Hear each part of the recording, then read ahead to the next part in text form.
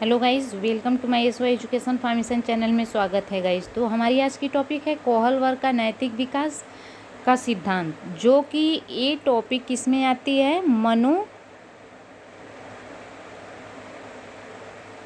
मनोविज्ञान में।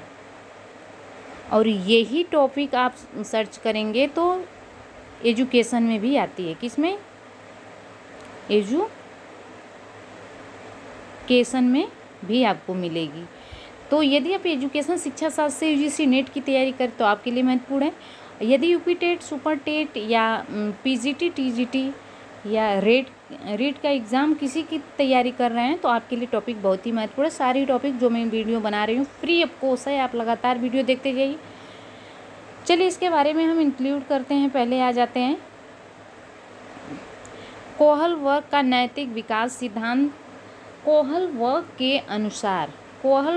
के अनुसार जो है नैतिक विकास के स्तर कितने स्तर, हाउ मेनी स्तर, और नैतिक विकास की मीनिंग क्या है, कितने स्तर हैं, इसके जो है नैतिकता का स्वाभाविक जो है प्रारंभ कब होता है, कोहल वर्ग ने कौन से सिद्धांत को दिए हुए हैं। कोहल वर्ग के सिद्धांत की जो है आराम से आपको इसके बारे में इंक्लूड हम करके आपको दिखाने वाले हैं। तो आ जाते हैं यहाँ पर कोहल वर्ग के नैतिक विकास के सिद्धांत के बारे में हम बताएंगे। देख सकते हैं अमेरिकन मनोवैज्ञानिक बिल्कुल डिटेल्स रूप से बताएंगे। अमेरिकन मनोवैज्ञानिक कोहल वर्ग 1927 एंड 1987 ने 1958 में नैतिक विकास के सिद्धांत का इन्होंने प्रतिपादन, ये इनका एज है, मृत और बर्न और डेथ का, बट इसके इस सिद्धांत का प्रतिपादन इन्होंने कब किए तो 1958 में। तो नैतिक विकास के सिद्धांत का इन्होंने प्रतिपादन किए थे। इन्होंने नैतिकता के विकास को जो है सिद्ध करने के लिए नैतिकता की जो है 11 कहानियाँ ली थी। कोहल वर्ग इन्हीं कहानियों को बच्चों को सुना करके नैतिकता के स्तर को जो है मापते थे। इन कहानियों में से जो है सबसे प्रसिद्ध जो है हाइंस हीज की कहानी प्रसिद्ध है। एग्ज़ाम में पूछा जा सकता है तो आप इसको बिल्कुल लर्न करके रखेंगे। फेमस कहानी कौन सी थी गाइस? तो आप देख सकते हैं यहाँ पर ये थी प्रसिद्ध। इन्होंने 20 वर्ष तक के जो है बच्चों के साथ साक्षात्कार कर कहानी सुना करके बच्चों को प्रश्न पूछना और निर्णय निकालना, यह नैतिक विकास का सिद्धांत था। आई होप कि ये चीज़ आपको अभी नहीं पता रहा होगा, बस नैतिक विकास के स्तर के बारे में पता हो गया होगा उसके अंदर। तो ये चीज़ जाने कि कैसे इन्होंने इस कहानी का जो है प्रतिपादन किए थे।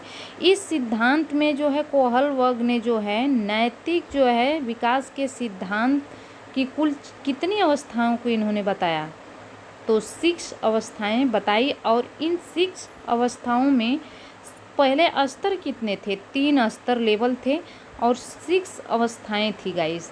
ये बहुत ही महत्वपूर्ण है, यहाँ पे आप देख सकते हैं ये चीज़। ठीक है, चलिए आगे बढ़ते हैं। पहले अवस्था एज और जानेंगे कि प्री कन्वेंशनल स्टेज या पूर्व पारंपरिक या पूर्व परंपरागत अवस्था या पूर्व परंपरागत अवस्था आप सीधे सेट कर लेंगे। इस अवस्था की एज क्या होती है गाइस? तो 4 से यहाँ पर शैशव अवस्था को आप 0 से मान लेंगे। किससे मानेंगे? 0 से लेकर के 10 वर्ष। ठीक है, इन अवस्था में बालक में नैतिकता का जो है अभाव होता है, परंतु बालक का जो है नैतिक विकास प्रारंभ हो जाता है तथा बालक अपने परिवार के वयस्क सदस्यों से नैतिकता की बातें सीखता है और वह जैसे देखता है वैसा ही सीखता है, अर्थात बाह्य घटना के आधार पर ही वह जो है सही गलत बताता है। बालक में तर्क चिंतन की आधार जो है बाहरी घटना होती है। इस स्तर की 2 अवस्थाएं होती है गाइस। इस परिवार में बच्चा अपने से बड़े को देखता है, जो करते उसका जो है इमिटेशन करता है और दोहराता है, उसको नकल करने की कोशिश करता है। तो इस भी अवस्था की कितनी अवस्थाएं हैं? स्तर 2 स्तर हैं और दोनों आपके सामने प्रेजेंट हैं। तो यहाँ पे देखेंगे अज्ञात एवं दंड की अवस्था। पहले नंबर पे पूर्व परंपरागत स्तर में अज्ञात एवं दंड की, अहंकार की अवस्था, साधनात्मकता, सापेक्षवादी उन्मुक्ता दूसरा है। तो पहले में क्या है, अज्ञात एवं दंड की अवस्था। इस अवस्था में बालक अज्ञात इसलिए मानता है कि उसे दंड न मिल जाए। अहंकार की अवस्था, इस अवस्था में बालक में जो है अहम भाव रहता है, घमंड जिसे कहते हैं, बच्चा होता है शिशु अवस्था में। अब देखेंगे दूसरे पूर्व परंपरागत, अब यहाँ पे परंपरागत अवस्था आ जाएगा, ठीक है, या पारंपरिक स्तर माना जाएगा, या कन्वेंशन, ये तो इंग्लिश में स्टेज है। अब इसकी एज उसकी तो 0 से 10 थी, यहाँ पे 10 से यहाँ पे 13 हो जाएगा, 10 से 13 एज इस अवस्था की है।